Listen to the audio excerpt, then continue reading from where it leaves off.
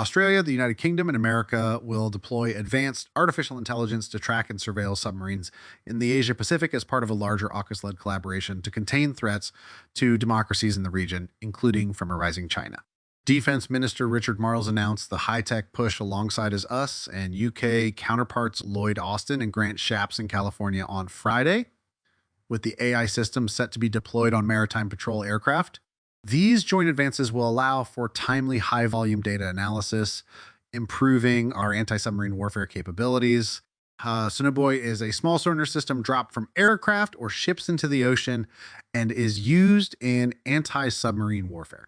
The AUKUS partners have demonstrated and will deploy common advanced artificial intelligence algorithms on multiple systems, including P-8A Maritime Patrol Aircraft, to process data from each nation's sonobuoys. The joint statement from the three minister states the AI-backed tracking system forms part of AUKUS' second pillar, which would see the three democracies share a range of advanced and emerging military tech.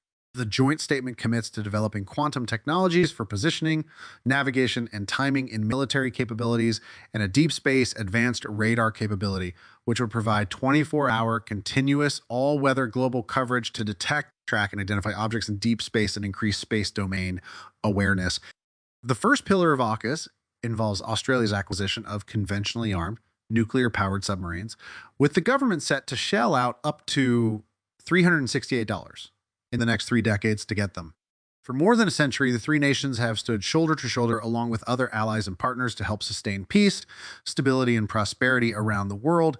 The statement reads, the secretaries and deputy prime minister acknowledged that in the face of an evolving security environment, AUKUS presents a generational opportunity to modernize and enhance long-standing partnerships and cooperation to address global security challenges and contribute to stability and prosperity in the Indo-Pacific region and beyond.